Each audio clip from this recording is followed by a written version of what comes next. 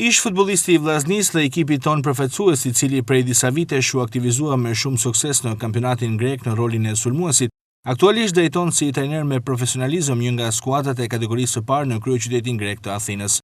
Sa herë vjen me pushime në Shkodër, ai mban kontakt të afërt me ekipin e Vllaznisë, siç bëri dhe këtë radhë, duke diskutuar gjatë me trajnerin e Vllaznisë Luan Zmiani, një bashkëkohës i tij në fushën e futbollit. Du me mësu shumë për Vllaznin, megjithëse edhe kur jam në Athinë ndjeki nëpërmjet internetit, përmjet televizorit, po ndryshe është kur je në Shkodër, gjithmonë përveç gjërave tjera, Vllaznia është në pjesën e parë të gjithë njohjes si duhet me bë.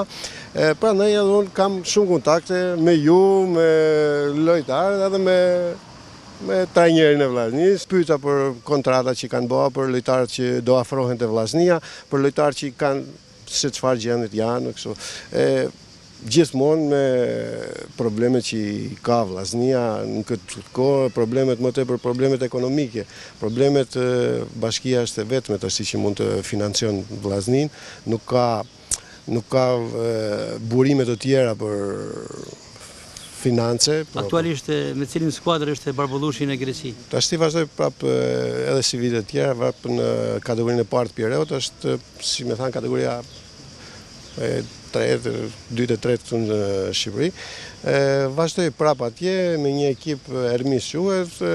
Puna trajnerit është gjithmonë punë e vështirë, është punë po që ne dum shumë, prandaj dum futbollin, nga që do futbollit, prandaj merrem atë. Vazhdoj prapë atje me ekipit, tash sa të shkoj, sa të kthehem do fillojmë fazën përgatitore, fillojmë kampionatin, është diçka që është futbolli është në mes jetës tonë. Nga sa kuptohet, do intervistën e dhënë në TV1 Channel, por dhe në bisedat e lira tek Barbullushi, vazhdon të jetë prezente dëshira e rikthimit në Shkodër me synim bashkëpunimin me futbollin shkodran në pozicionin e trajnerit, të cilin vijon ta ushtrojë në Greqi.